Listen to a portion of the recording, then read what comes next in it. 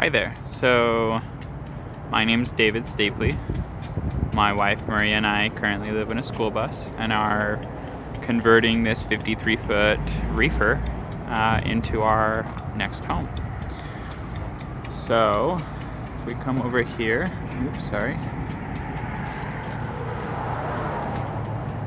in the front you'll see we have a little garage area that allows us to park some motorcycles in there later when we get a lift gate, or it can even fit a Smart 4.2. We have this plywood stair that I built because Maria is pregnant right now, and so she's got to have a way to be able to get in. These are all our IKEA cabinets, or about a third of the total that we'll be installing in just a little bit, and then this is just a bunch of junk from the build. But right here is our first order of technical business. Behind that water heater is another gigantic tank like that one. And then you'll see there's that one on the bottom, then an empty slot, and an empty slot, and then the one on the top. So each one of those is 125 gallons. And so in total it can hold 500 gallons of water in here. These are empty right now because we don't have the money to buy the two tanks, but there's a tank behind the water heater. I don't know if you can see it. No, you won't be able to see it. And then there's the tank below. We just did that so that I could put the water pump, which is actually a well jet style pump, and so that I could put the water heater, which is just a 20-gallon electric water heater. And then we have our breaker box there. In this box underneath the table, this big gigantic box is an Ames Power 10,000 watt inverter charger, 48 volt, for later when we have a solar system. This whole trailer will accommodate 9,000 watts of solar on the roof, or really close to it, like 87 something. But yeah. And then as far as battery storage, they will go in the underbelly and all that available space. The main goal of this trailer was to make it appear as though it's just a trailer on the outside, which you saw. And so the solar won't be visible unless you're flying a drone, and because no one's that high, and the batteries won't be visible because they'll go in the tire box. So yeah, and then this is our front room. I guess let's move on. So these are just temporary light fixtures for now. This first light gets replaced with a like a 18-inch ceiling fan, or I think it's actually a 28-inch ceiling fan. Oh, it's right there. This little guy, a 44-inch. But yeah, it gets replaced with that little tiny ceiling fan. And then there's a couch that goes on this side, sorry. And then on this side is a flip-out table, and then a TV. That's what the outlet's for there. And then this is just a vent to the exterior. This one is not filtered, but it can be controlled, so I can turn it on and off. This is a cutout for a door. What we'll do to disguise it on the outside is just make it look like a reefer door you'd normally see on the side of a trailer. And then this is a washing machine box, because at the start of our kitchen here we have a washing machine. So we'll go washing machine here, and then right next to it there's a sink cabinet, a 36-inch sink base cabinet. And then right next to that there's a 12-inch cabinet, and then next to that there is the fridge in the corner. And then there's uppers all the way along here. And so I can not, if I stand all the way up, not touch the ceiling. I'm about, I don't know, like 4 inches away, 3 inches away. So that gives you an idea of how tall it is in here. It's 96 inches, or not 96, 94 and a half or something like that. But yeah, and I guess the other thing is, so the reefer has 3.5 inches of insulation. There's where it's open over here, you can see it's spray foam insulation, so that already gives it tons of insulation value. And then on top of that, we framed in 2x4s to allow us to add additional insulation in the form of fiberglass. Sorry for that little tangent, but let's finish with the kitchen. So here goes a pull out produce drawer style cabinet that's 24 inches, another 24-inch just regular cabinet, and then the range here, it'll be propane powered, so that's what that's for, and then this is just for the lights inside. We're actually just going to get a regular 30-inch range and then convert it to propane with a nozzle kit, and then 2 more 24-inch cabinets, and then across the top it's 24, and then a 30-inch microwave cabinet, and then a 24, and I don't remember the size that goes there, but it's the same size. And we have the microwave, we have the fridge right there on the corner, the microwave there, and then underneath it is the dishwasher. Oh, that's what I forgot over here. There's a dishwasher between the fridge and the sink base. That, I knew I was forgetting something. But yeah. So this is one of the 2 ductless inside units. It is 9,000 BTUs, and it is totally capable of cooling this whole room. So when we close that door and leave these on for a couple minutes, it'll get nice and cool in here, no problem. And it's been like 105 degrees out here recently, so that says something good about our insulation value. This step isn't because there's wheels or anything here, it's because there's a giant 250-gallon gray tank that we fabricated underneath here. You can see the corner of the tank and the kind of the plumbing that goes into it there. Those are just bypass valves to allow me to bypass to let the gray water go straight outside or to force it into the tank. And yeah, the tank is made out of 3/16 ABS. I don't know if there's a corner where I can show you how thick it is, but basically it's just ABS sheet that's glued together with ABS glue, just pipe glue, the black stuff. And if you do it right, it's very, very, very strong. It took a lot of guys because you only have 30 seconds of working time from when you apply the glue. So on a tank that was 86 inches by 48 inches by 14 inches tall, you have very little time to apply, and 30 seconds is not enough for one guy to do it. So it took 4 or 5 guys. We all had little cans, and then we were applying the glue and then putting the piece on, waiting 10 minutes for it to set, and then doing you know, all the side seams and anything that was missed. That's the good thing about ABS glue, is it has enough filler in it that you can easily fill gaps with it and it'll hold to pressure. So yeah, that's this tank. It's full. I don't think it's full right now. It was full when it got moved over from where we had the trailer parked before, and it did fine. And it's been 2 months since I built it, so I think by now I would have known if I had any beginning problems with it. Now, who's to say it'll last forever, but I think it'll last long enough for us. So this is our bathroom fan, and it's also a whole house fan as well. It's 280 CFM, and so it will pull air from the 2 vents. So you saw that vent up front, and then there's the vent in the back here. This one's filtered and non-controlled, but it allows us to always have some fresh air in the side that doesn't have a door, I guess. Because that's one of the things. This is a reefer trailer, so it's fully enclosed. Like, there's no air gaps in here. So if we didn't put vents in here, we could asphyxiate ourselves. That's the insulation that we use. It's CertainTeed 15.5 R value. And there's also a better view of what the spray foam is in the wall. But, or I guess it's polyfoam, whatever you want to call it. But yeah, that allows us to have a really good total R value. And then everything is run individually in PEX.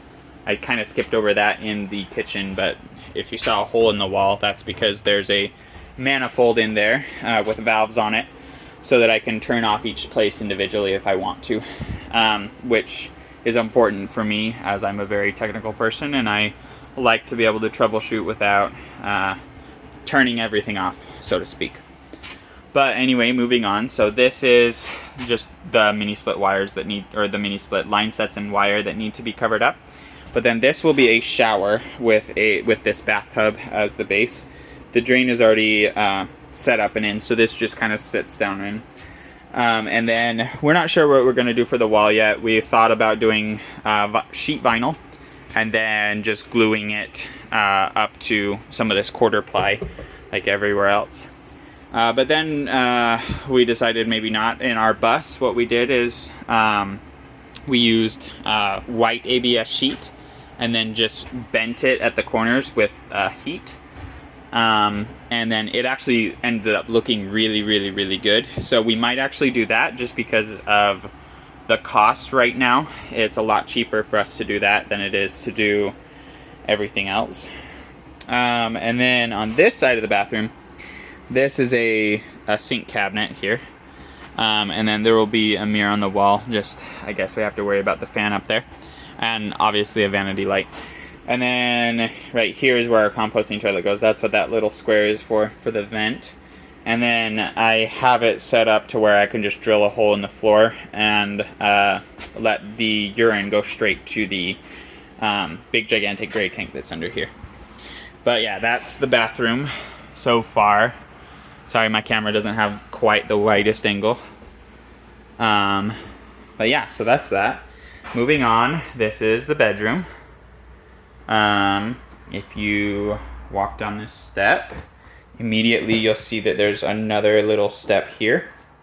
That's because we wanted this height, at least where the bed was, to be as high as it could be. So this just has 1 inch of polystyrene, however you say it, underneath it. So it doesn't take up so much height. So that we can have a raised bed. So right at the level of the switch here, all the way across to that one over there, or I guess just below that one because it's a little higher, is where the bed will be. And then it's sized for a queen. And then at the base of the bed, there will be a little baby, like shelf, so to speak. So it's like a shelf that's above where your feet would go on the bed. So probably about 12 inches above the actual bed itself. And then on top of that shelf, you put a baby mattress because we're going to have a baby soon. And it's good because if mom needs to tend to the baby, they can by just simply sitting up in bed. And then underneath it will be a mini office / kids playroom. And then later, if we're still in here when the baby's grown up, which I hope to be, then we will be able to convert it into a small bedroom for the kid. This is the other mini split. This is also a 9,000 BTU unit. The outside unit for both of these is an 18,000, so it's capable of full capacity. And then here is just a closet. We're not sure how we want to do this yet. They have some pre-made closet organizers at IKEA that would fit perfectly in here, but money's not really in order for that right now, so we might just end up putting like just a regular closet bar across it. And I framed it for that as well. So everything, I guess I should mention, everything in this whole trailer is framed on 16 on center. Just like a house would be. But anywhere that there was an abnormality or anywhere that I knew that I needed to put stuff, there's extra boards. So in the center from there to there, there's an extra board to allow specifically for the closet bar if we need one. But yeah, that's that. And then here, you can't really see it. You can kind of, no, the camera won't pick it up. This is one gigantic window. So this is where the reefer unit would have blown in. All you're seeing is white because my camera. This is where the reefer unit would have blown in its cold air. But since it's removed, oh, you can kind of see it here. You can kind of see the outline. There was a big hole there. So we patched the hole with aluminum, but we wanted to make it a big window. So it's framed in to be a big window. But that's later down the road. It'll be just above the bed height. Probably won't do that for a while, but then the idea is from the outside to hide it, it'll go underneath the reefer cover because reefers have those big plastic covers on the front to hide the refrigeration unit. And that's where the outside mini split unit is as well, so everything will be hidden. Everything's just primed up right now. We're probably gonna spray tonight. This is the color that we're going with, kind of a light peachy pink. This one is the one that we didn't like as much. But yeah, that will be on the walls and the ceiling. Not here and not there, because we want a white wall, so that maybe we can put some chalkboard material on it later to have a place for the kid to draw or to doodle or to just write dumb messages to each other with. But yeah, that's how this is set up so far, and hopefully it's going to be awesome. It's already been really telling, because I mean, I build buses for a living right now, so it takes a lot more work to build a bus than it did to do this. Honestly, the framing in this was so easy, because you can just do it like a house. Everything's straight, there's no curves you have to deal with, and like tying it into the actual trailer wall and everything. Every 24 inches, you see those rivets on the ceiling across there. Every 24 inches, there's a beam. So every time it laid, every time, I guess every other stud, I was able to tie it in. And then on the floor, I was able to screw straight down through the base plate into the aluminum, as long as it was pre-drilled. So theoretically, this adds more structural support to the trailer than it had previously. So I'm very impressed with that. And I mean, reefers are already very sturdy as compared to dry vans. Dry vans are the non-refrigerated trailers that you see mostly. And reefers are actually cheaper. Imagine that, because a lot of people don't want to pull a reefer, or a lot of truckers don't want to pull a reefer, is what I've heard, because they are heavier. So a dry van is lighter, so you can fit more in it and still be within legal weight. So this was $5,000 for me to pick up the whole thing, and it was in pretty good shape. There's some cosmetic issues with it, but the more it looks like a used reefer trailer on the outside, the better for me. So I don't have a problem with that at all. But yeah, oh, and I forgot to mention, these two light fixtures are gonna be some design fixtures. I will link them if I remember, but you know, those ones that kind of drop down and then they have a bar with like 4 lights attached to it, and then you can aim them wherever you'd like. I don't remember what they're called, but that's what they're going to be like. So yeah, this thing is huge. From the front where the bed goes all the way to where the garage starts is 40 feet, and then to the end is 40, I think it's 49 3/4 or something like that. So it is called a 48-foot trailer. That's the trailer number. It was from Layton, Utah.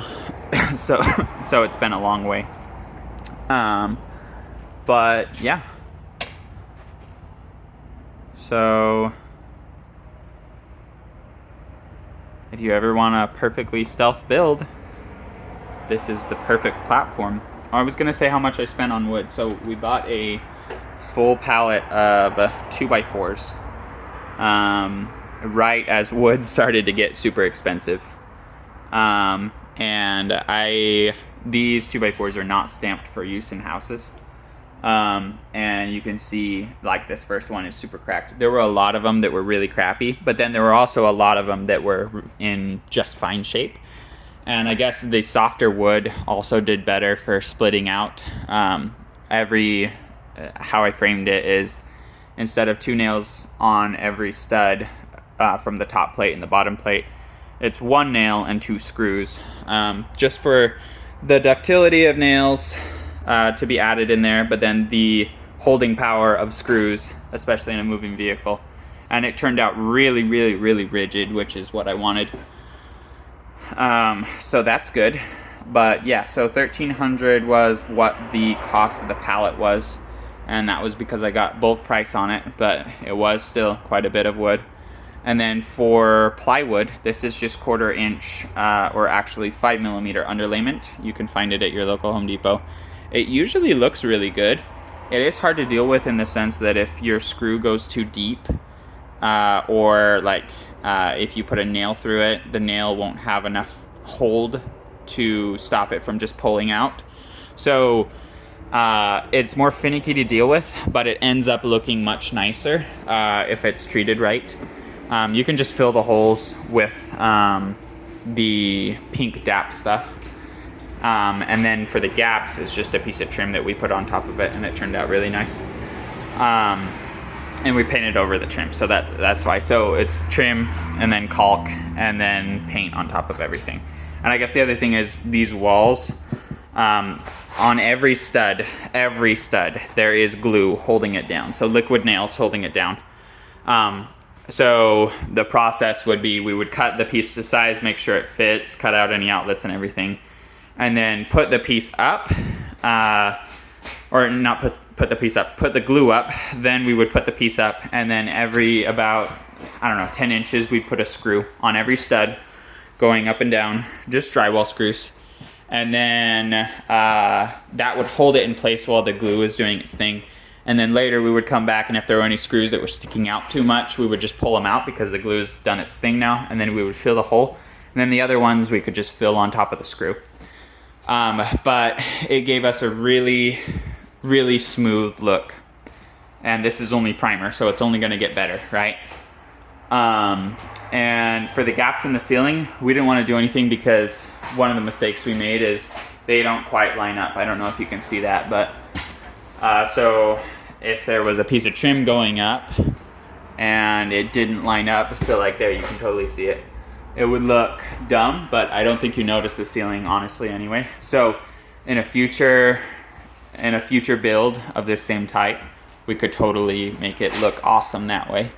And then this is all set up for crown molding or just some ceiling molding, and then the baseboard will all be added after we do our flooring. But yeah, and then I'm trying to think what else in the build process, but really from the standpoint of a schoolie like that, right? This is so much simpler, took so much less time, and honestly, like this has just been me, and on a couple weekends my dad, and I don't even have full time to work on it. It's just been like nights and weekends, right?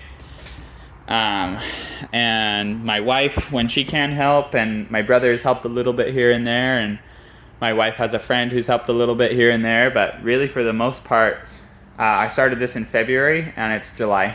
So that gives you an idea of how fast this is compared to a schoolie.